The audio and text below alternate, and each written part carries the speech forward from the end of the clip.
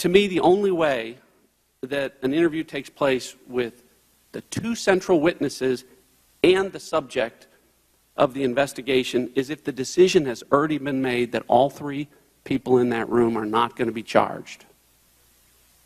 Okay, can I respond? Yes, please. I know in our political life sometimes people casually accuse each other of being dishonest, but if colleagues of ours believe I am lying about when I made this decision, please urge them to contact me privately so we can have a conversation about this. All I can do is tell you again, the decision was made after that because I didn't know what was going to happen in that interview. She maybe lied during the interview in a way we could prove. Let me finish. I would also urge you to tell me what tools we have as prosecutors and investigators to kick out of an interview someone that the subject says is their lawyer. That's not my point. The interview never should have taken place if you were going to allow the central witnesses that you needed to prove the case to sit there and listen to the testimony that the subject was going to give. It never happens. It never happened to you, and it's never happened to me or any other prosecutor that I've met. And I know you've defended the people that were involved in this as being great, but if it's never happened, I wonder why this is a case of first precedent with respect to that practice that you and I have never seen in our careers. You and I don't control the universe of what's happened. I suspect it's very unusual. A key fact, though, that maybe is leading to some confusion here is we had already concluded we didn't have a prosecutable case against Heather Samuelson or Cheryl Mills at that point. If they were targets of our investigation, maybe we would have canceled the interview. But frankly, our focus was on the subject. The subject at that point was Hillary Clinton. All right, let me move on.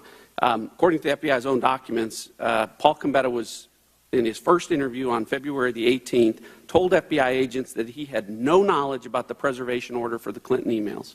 Correct?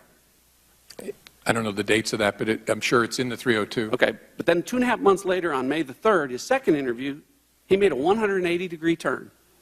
And he admitted that, in fact, he was aware of the preservation order, and he was aware of the fact that that meant that he shouldn't disturb the Clinton emails.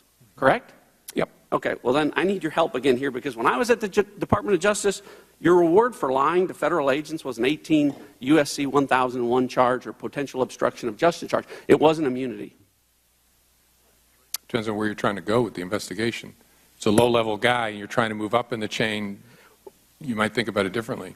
Well, he lied to an FBI agent. You don't think that's important? Oh, it's very important. Happens all the time. Unfortunately, it's very, very important. Sometimes you prosecute that person and end their cooperation. Sometimes you try and sign them up. But if they lie to an FBI agent after they're given immunity, they violated the terms of their immunity agreement. Oh, sure, after the agreement. And so that's my point. He shouldn't have immunity anymore. Oh, I'm sorry, I may have misunderstood you.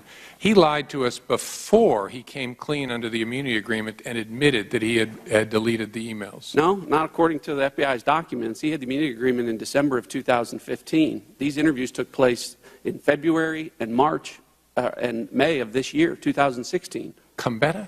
Gambetta. Okay, then I'm confused and misremembering, but I don't think that's right. Okay, well, my time's expired, but I have one last question, and I think it's important. At this point, based on everything, do you think that any laws were broken by Hillary Clinton or her lawyers? Do I think that any laws were broken? Yeah. I don't think there's evidence to establish that. Okay. Well, I think you're making my point when you say there's no evidence to establish that. Maybe not in the way she handled classified information, but with respect to obstruction of justice. And you've got a pen here. I just want to make sure the record's clear about the evidence that you didn't have, that you can't use to prove. So this comes from the FBI's own report. It says that the FBI didn't have the Clintons' personal Apple server used for Hillary Clinton work emails. That was never located, so the FBI could never examine it. An Apple MacBook laptop and thumb drive that contained Hillary Clinton's email archives was lost, so the FBI never examined that. 2 BlackBerry devices, provided the FBI didn't have SIM cards or SD data cards. 13 Hillary Clinton personal mobile devices were lost, discarded, or destroyed with a hammer, so the FBI clearly didn't examine those. Various server backups were deleted over time, so the FBI didn't examine that. After the State Department and my colleague Mr. Gowdy here notified Ms. Clinton that her records would be sought by the Benghazi Committee, copies of her emails on the laptops of both of her lawyers, Cheryl Mills and Harold Mills, and Heather Samuelson, were wiped clean with bleach bits, so the FBI didn't review that. After those emails were subpoenaed, Hillary Clinton's email archive was also permanently deleted from the Platte River Network with bleach bit, so the FBI didn't review that. And also after the subpoena, backups of the Platte River server were manually deleted. Now, Director, hopefully that list is substantially accurate because it comes from your own documents. My question to you is this. Any one of those in that very, very long list, to me, says obstruction of justice. Collectively, they scream obstruction of justice. And to ignore them, I think, really allows not just reasonable prosecutors, but reasonable people to believe that maybe the decision on this was made a long time ago not to prosecute Hillary Clinton.